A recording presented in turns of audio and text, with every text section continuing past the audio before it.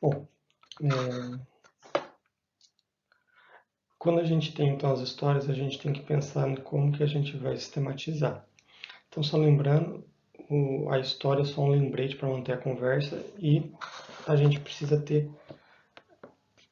tomar notas e os problemas a serem resolvidos vai ser feito durante a conversa. Esses detalhes, né, na conversa, eles vão virar uma nova história ou testes, tá? Então, por exemplo, no exemplo que o aluno pode ver informações sobre aplicações retornadas, a gente identificou e anotou a reserva. Bom, o problema aqui é que essa reserva do livro não é uma anotação, né, como já foi apresentado. Então, ela deve ser uma nova história, que o aluno que viu lá que o livro não está disponível, ele pode solicitar uma reserva. Então, esse desdobramento se dá geralmente nas conversas. Outra coisa muito importante é que as histórias têm valor para o usuário. Ou seja, a história tem que apresentar não requisitos não funcionais, tem que ser requisitos funcionais, né? Coisas que o sistema deve fazer. Então aqui, por exemplo, o software está disponível para download no Play Store. Isso é um requisito não funcional, assim como será implementado utilizando o banco NoSQL. São requisitos não funcionais. Você pode até anotar, mas isso não vai se tornar uma nova história, né? E sempre garantindo que o cliente escreva as histórias. Eu sei que isso é um pouco complicado, porque eles ficam desconfortáveis, mas é a maneira de se fazer essa técnica, sempre começando por eles, para eles trazerem as histórias sobre o ponto de vista dele. Uma técnica é usar os story cards. Bom, as histórias também elas podem servir e devem servir como uma forma da gente estimar. Então, por exemplo, você vai utilizar junto com o Scrum, você tem que implementar, dependendo da sua equipe, 2, 3 histórias em 2 semanas. Então, se você fizer uma história muito grande, né, você não vai conseguir cumprir esse prazo. Então, é muito importante adequar as histórias e que elas sejam padronizadas em seu tamanho. Normalmente, quando a gente faz um software, cria um software, você não consegue estimar adequadamente por alguns dos motivos, como você não ter conhecimento do domínio, por exemplo, vou fazer um sistema de tráfego aéreo, não tenho conhecimento sobre o domínio, é muito difícil de eu estimar. Não tenho conhecimento técnico necessário, vou fazer um software para fazer automação de irrigação. Não conheço as ferramentas, as tecnologias envolvidas, né? É muito difícil estimar, porque eu vou ter que aprender essas tecnologias, não sei quanto que vai demorar, né? E mesmo se é possível fazer o que eu quero.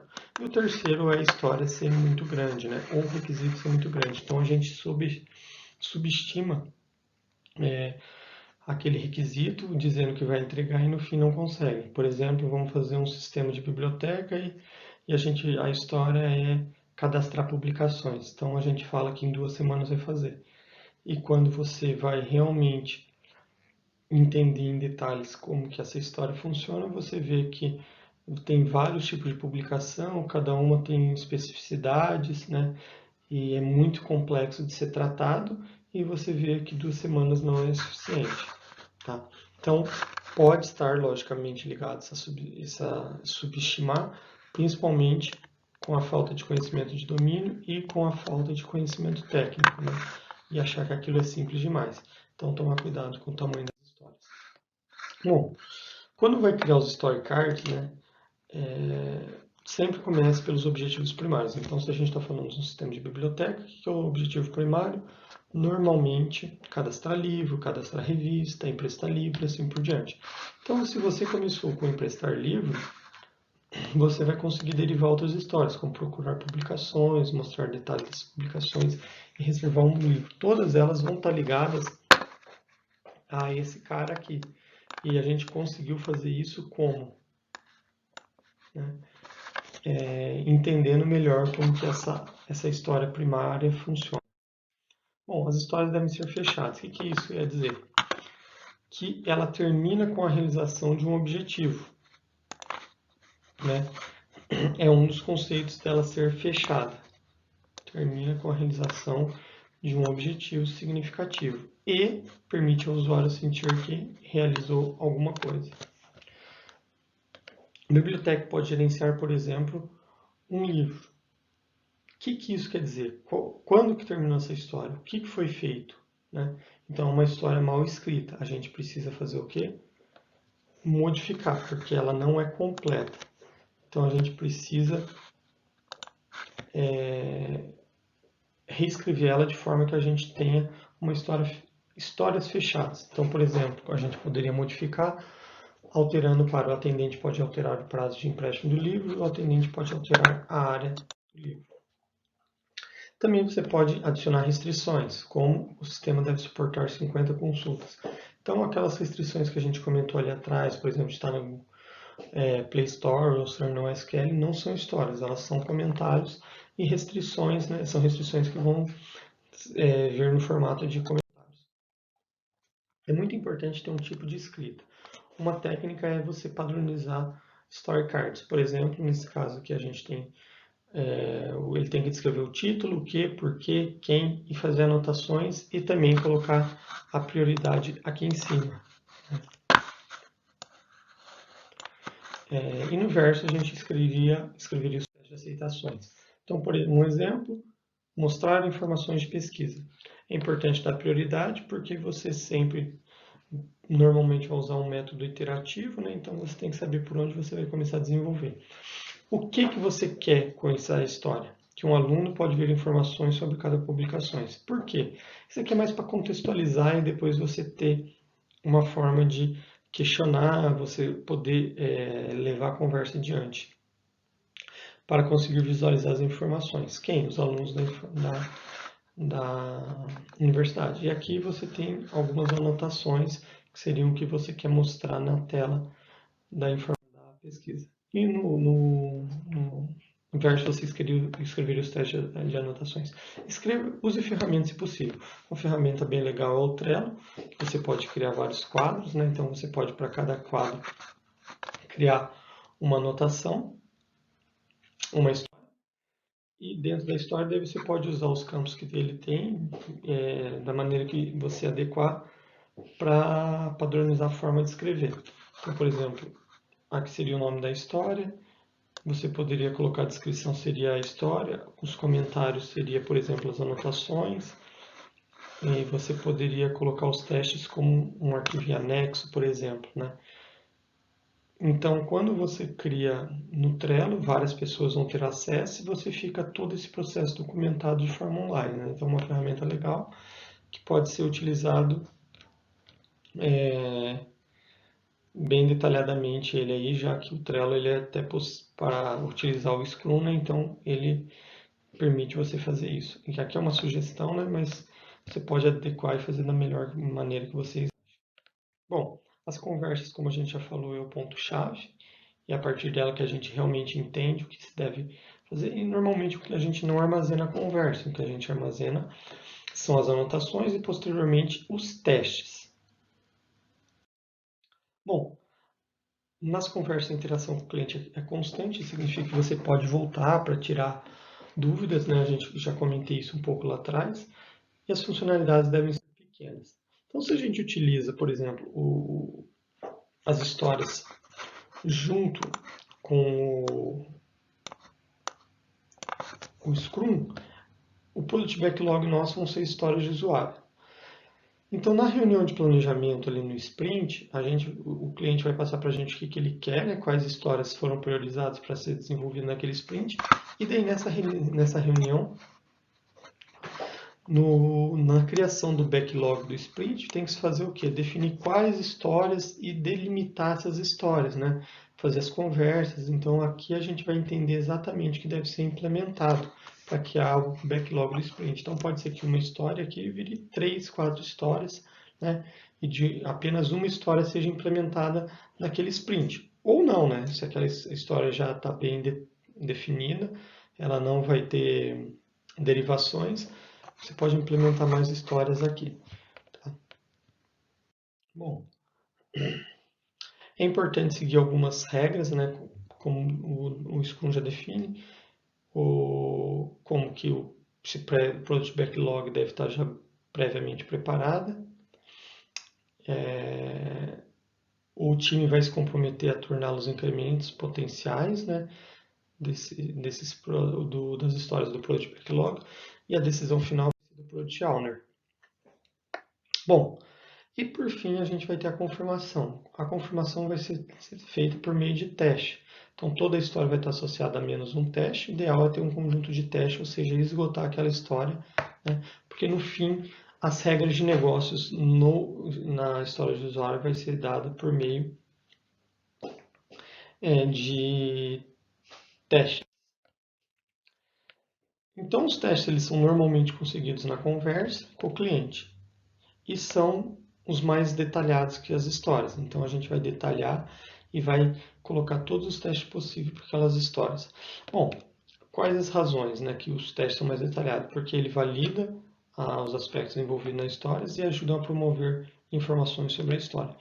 Se você pensar, depois a gente vai discutir quando a gente falar sobre casos de uso. Normalmente, um caso de uso também ele tem regras, né, que são testes.